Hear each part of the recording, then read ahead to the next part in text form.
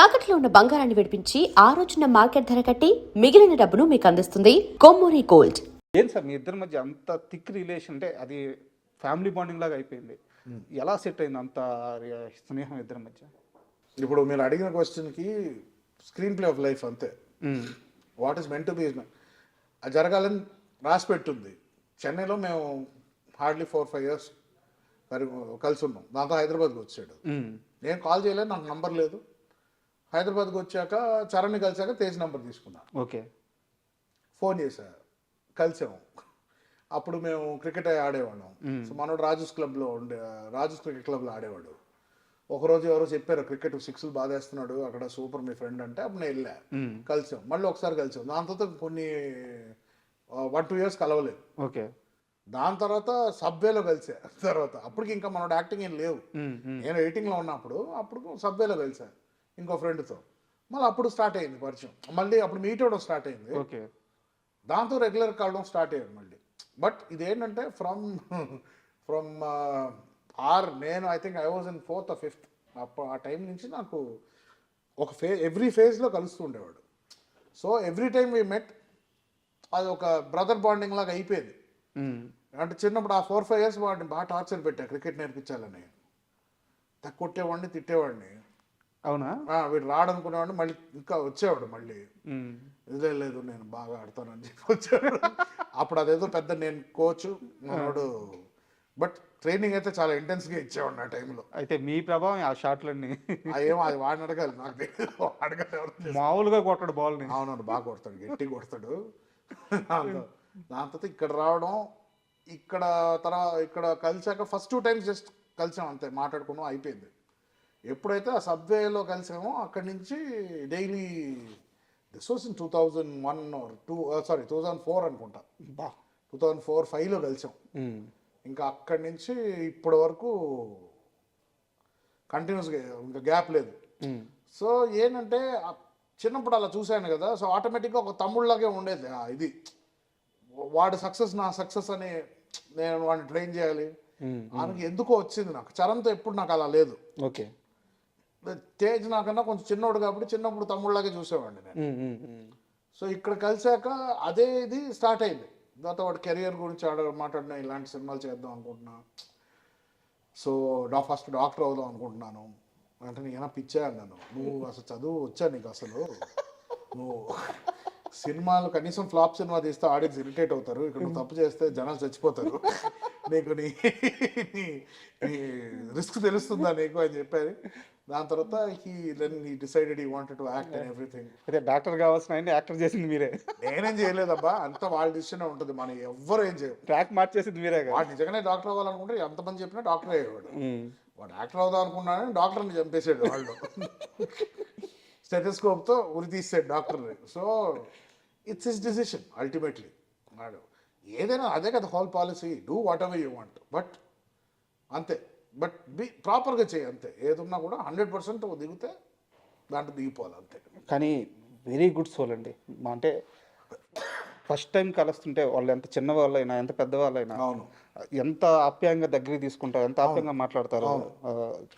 తేజ్ నాకు చిన్నప్పుడు చాలా అండర్ కాన్ఫిడెంట్గా ఉండేవాడు, షై ఎక్కువ, చాలా కొంచెం భయం, షైనెస్ ఎక్కువ. అండ్ చిన్నప్పుడు ఏంటంటే ఆ ట్రైట్స్ ఉండిపోతాయి మనలో. అది యాజ్ వి గ్రో కాన్ఫిడెన్స్ రావచ్చు కానీ, బట్ ఇది ఇప్పుడు is very more confident person, especially after the incident, him coming back and giving hits. Change చేసింది ఆయన 100% చేంజ్ చేస్తుంది ఎనీ మనిషి అండి. ఒకసారి లైఫ్ అండ్ డెత్ మధ్యలో ఉండి వచ్చామంటే మనిషి 100% మారుతారండి. Everything what you look at, అంటే ప్రతి ఒక ఆస్పెక్ట్ విల్ సీమ్ డిఫరెంట్. ఏ టైం అయినా నేను పోవచ్చు కదా, why am I taking this seriously? చూసుంటారు కదా, ఎక్స్టెంట్ చూసేస్తారు కదా. ఇంకా 100% మారుస్తుంది మనిషిని. చెప్పాడా ఎప్పుడైనా? చెప్పాడా మామ అయిపోతాను అనుకున్నాను, ఏం అర్థం కాదు? అవంతా అంత డీప్గా ఏం మాట్లాడడం అండి. ఎందుకంటే మనం కలిసినప్పుడు అది పెట్టకూడదు, అది ఆ ట్రిగర్ పెట్టకూడదు. ఆ ట్రిగర్ అది ఎప్పుడు ఉంటుందో ట్రిగర్. సో అది మైండ్ ఆటోమేటిక్గా స్ట్రెంగ్త్ అయిపోయి స్ట్రాంగ్ అయిపోయి దాన్ని ఫేడ్ అయిపోద్ది. ఇంకా ఒక పాయింట్ తర్వాత అబ్బా అప్పుడు ఎప్పుడో ఒకటి అయిందని గుర్తుకుంటుంది మనకి అంతే. సో దాన్ని మనం గుచ్చి మాట్లాడడం. టాక్ ఎనీథింగ్ ఎల్స్ అంటే అన్లెస్ అది నేను బాదర్ చేస్తుందంటే దాని గురించి మాట్లాడతాను. మరి ఇంత క్లోజ్ ఫ్రెండ్స్ ఇద్దరు పెళ్లి గురించి ఆలోచించట్లేదండి? ఎవ్రీడే ఆలోచిస్తాం, ఆ? ఎవరు దొరకట్లేదు. నిజంగా ఆలోచిస్తున్నారా? ఆలోచిస్తామండి, ఎందుకంటే మా ఇంట్లోనే చాలా సక్సెస్ఫుల్ రిలేషన్షిప్స్ ఉన్నాయి. అంటే నాన్నమ్మ గారి, కృష్ణ గారిది ఇటు చూస్తాం, ఇంట్లో ఆంటీస్ వాళ్ళు. Ultimately what ever any life ఒక రిలేషన్షిప్లోనే ఎండ్ అవుద్ది. అండ్ ఎగ్జాంపుల్స్ ఉన్నాయి. So I always believed in a good family. What ever you do out side, మనం బయట ఏం చేస్తామో దట్ ఈస్ కంప్లీట్లీ డిఫరెంట్. అది వదిలేసి ఇంటికి వచ్చాక, అప్పుడు చెన్నైలో ఒక అట్మాస్ఫియర్ ఉండేది, ఇంటికి వస్తే అది ఒక safe space, nothing can enter.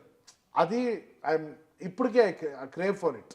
ఇప్పుడు చాలామంది లేరు లైఫ్లో, బట్ ఆ atmosphere it is, I feel it is నా responsibility to create that for the future generation. అంటే ఒక మ్యారీడ్ లైఫ్ గురించి మీకు మంచి అవగాహన ఉంది, అర్థమవుతుంది మీ మాటల్లో.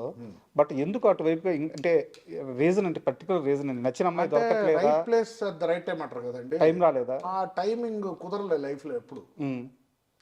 ఎయిదర్ రాంగ్ అమ్మాయిలను కలవడము, ఆర్ వాళ్ళు రాంగ్ పర్సన్ నన్ను కలిసారేమో. ఇంట్లో తప్పు గిప్పు లేదు, కానీ కంపాటబిలిటీ కుదరకపోవడం వల్ల. అండ్ ఎలా చెప్తాను, ఫస్ట్ 20 to 30 పాపం ఒక అమ్మాయి కోసం వెయిట్ చేశాను. ఆ అమ్మాయి తిరిగి కూడా రాలా, పెళ్లి చేసుకుని వెళ్ళిపోయింది. సో ఆ మోస్ట్ ప్రైమ్ ఇయర్స్ నేను ఇంకే అమ్మాయిని చూడలేదు. ఆ 30 years తర్వాత ఏంటన్నా ఇంత వీపీగండి అయిపోయానా అని అనుకున్నాను నేను. So after that mindset change అయింది. సో నా first relationship was after my 30s. So అప్పుడు నేను 17లో ఉన్నట్టు ఉన్నది, నాకు everything was new. Can't understand, navigation కుదరలా. సో కొన్ని వర్కౌట్ అవ్వాలి రిలేషన్షిప్స్. బట్ నాకు తెలిసినంత వరకు, నేను కనుక్కున్నంత వరకు నేను అడుగుతున్నాను, ఆరెంజ్ సినిమా ఉంది కదా, orange movie, orange Ram Charan గారు. అవునవును, మీ లైఫ్ అని చెప్తారు చాలా. యాక్చువల్లీ సరిగ్గా గుర్తులేదు ఆ సినిమా నాకు. అంటే ఏదున్నా మొహం మీద చెప్పేస్తారు, నిజం చెప్పేస్తారు, రిలేషన్షిప్స్ క్యారీ అవ్వవు, బ్రేక్ అయిపోతుంటాయి అని చెప్పేసి. యా, అల్టిమేట్లీ నేను అదే కదా, రిలేషన్షిప్ నేను మ్యారేజ్ చేసుకున్నా కూడా నా రిలేషన్షిప్ బాగుందని ఎప్పుడు అంటానంటే, డెత్ బెడ్ మీద ఉన్నప్పుడు అంట. అప్పటికి ఇంకా వైఫ్ నాతో ఉందంటే very good relationship, my soulmate. లేకపోతే 50-60 కూడా డివోర్స్ అయిపోయి ఉన్నారు. So I will only trust at the end of the world. At the end of my world ఏదైనా ఇది నన్ను కంప్లీట్ చేసింది, దిస్ ఇస్ మై సోల్మేట్, నేను అచీవ్ చేశాను అనేది ఆ టైంలో డిసైడ్ చేయాలి, కానీ ఈ టైంలో ఏది. సరే, ఇప్పుడు ఓపెన్గా ఒకటి చెప్పండి. మీరు చేసుకోవాలనుకుంటున్న అమ్మాయికి ఉండాల్సిన లక్షణాలు ఏంటి, క్వాలిఫికేషన్స్ ఏంటి? అదే కదండి, నాకు క్లారిటీ లేదు. ఇంకా క్లారిటీ రాలేదా? క్లారిటీ అంటే క్లారిటీ కాదండి, ప్రాబ్లం అంటే అలాంటి లిస్టులు పెట్టుకున్నా అంటే ఎవరు దొరకరండి అలాగా. ఎవ్రీథింగ్ షుడ్ బి మ్యాజిక్ లాగా జరగాల, న్యాచురల్గా అవ్వాలి. ఒక అమ్మాయిని చూస్తే ఎందుకు అమ్మాయి నచ్చుతుందో, ఆ అమ్మాయి doesn't have to be Aishwarya, నేనేదో రితిక్ రోషన్ కాదు, కానీ doesn't have to be the most attractive women. కొంతమంది జస్ట్ నచ్చేస్తారు. కరెక్ట్. నేను ఫస్ట్ ఇష్టపడ్డ అమ్మాయి అయితే నార్మల్గా ఉంటుంది అమ్మాయి, బట్ 10 ఏళ్ళు వెయిట్ చేశారు. యా, నాకన్నా 4 years పెద్ద అమ్మాయి ఉంటుంది ఆవిడ, బట్ వెయిట్ చేశాను అంతే. అది ఎందుకు అంత నచ్చిందో తను నమ్మలేదు, నేను చిన్నపిల్లకని ఈడేం ఉంటాడు ఇంకొక అమ్మాయిని చూసుకొని యంగ్ అమ్మాయికి వెళ్ళిపోతాడు అనుకుంది, పిచ్చింది. తర్వాత 30కి రియలైజ్ అయింది. 34 వచ్చినప్పుడు నేను 30 వచ్చి అప్పుడు రియలైజ్ అయింది. అప్పుడు పెళ్ళి అయిపోయింది ఇంకొకరితో. ఏం చేస్తావు ఇంకా, కానీ అమ్మాయి వెళ్ళి హ్యాపీ మ్యారీడ్ లైఫ్ అన్నా.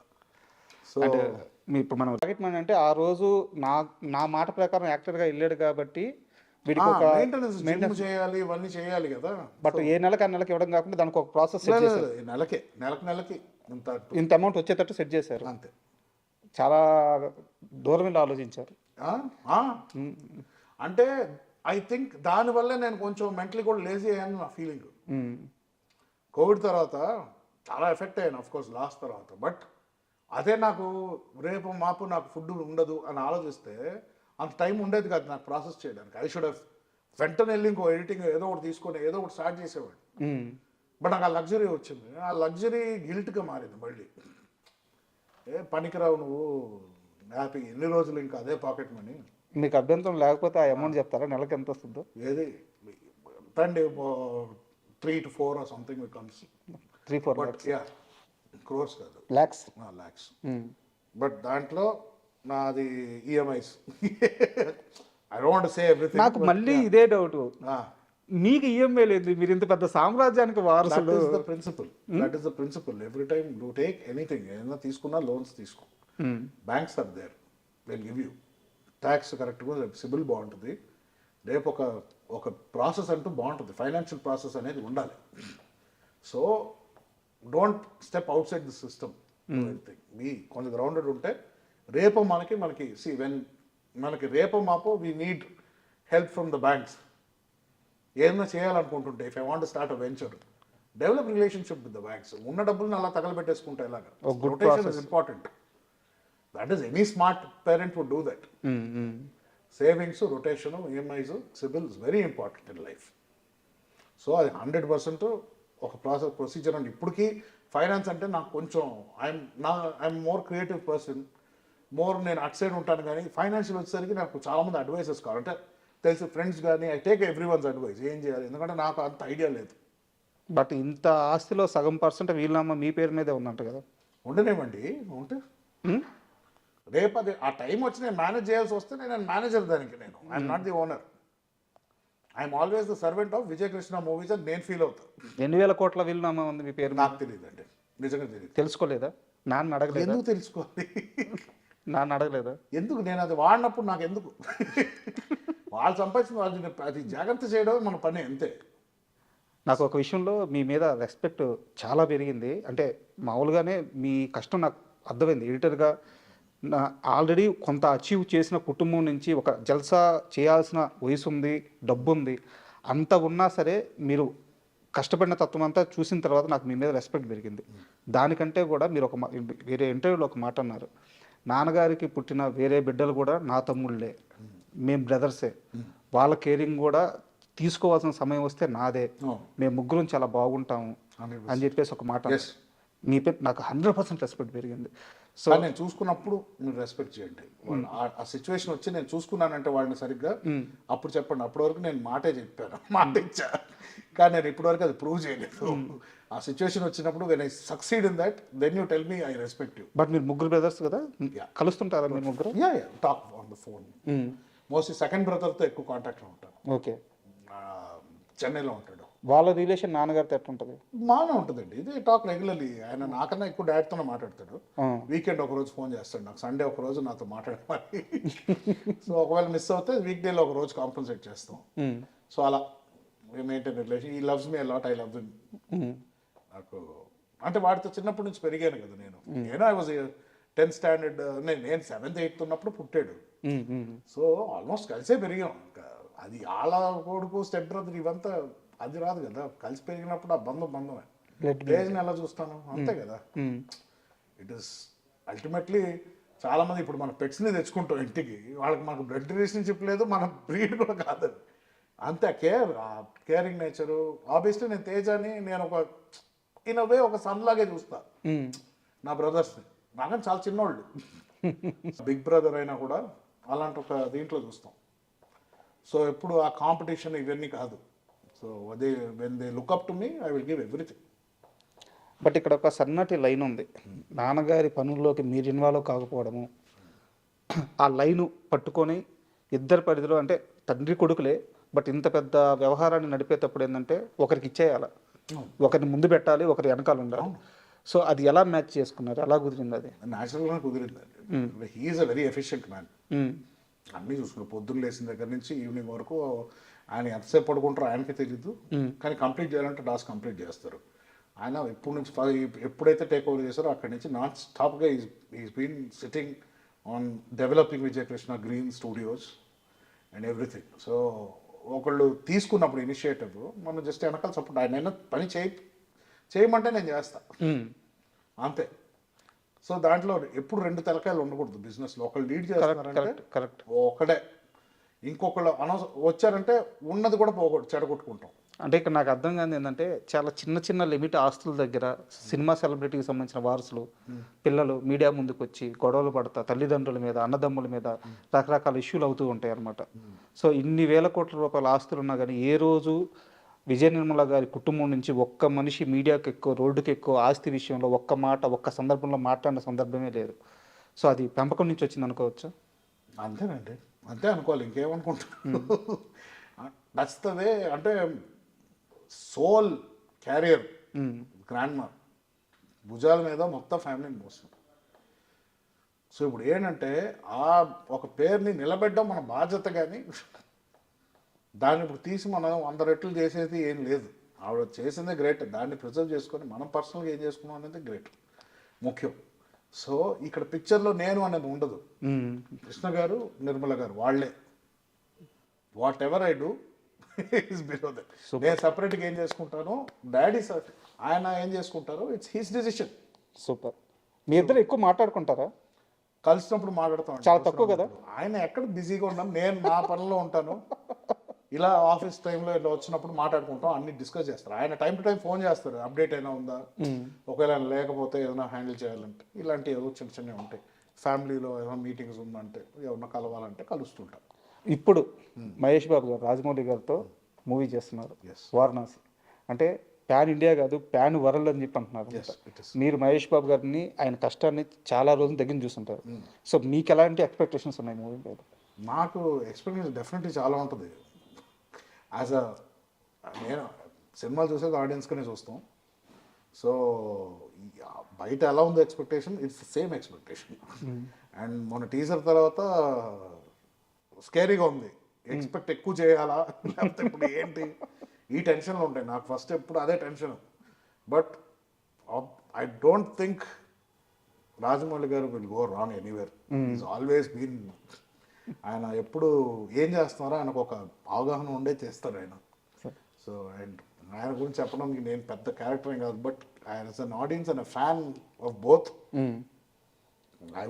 I think it will be the biggest film in India, at least global లెవెల్లో it will definitely be reckoned with, but India's biggest film 100%. So it's like a festival, can't wait. ఇంకో 1 year అన్నారు, 1 yearలో వస్తే great. And ఫైనల్గా మీ plans ఏంటి, next plans ఏంటి? ఉన్నాయండి, నేను plans చెప్పుకొని అవ్వట్లేదు. సో తర్వాత మనకు ఓన్లీ మాటలే వచ్చు అనుకుంటారేమో. పైప్ లైన్లో ఉన్నాయి ప్రాజెక్ట్స్, బట్ యాక్టింగ్ త్వరలో ఏం లేదు. But I might be directing. So super. So ఏది కాస్ట్ ఇవంతా మాకు దుడ్డు వచ్చాక, అప్పుడు కాన్ఫిడెంట్గా ఇన్వెస్టర్స్ వచ్చాక మేము ఇన్వెస్ట్ చేస్తాం. Thank you very much. Thank you అండి.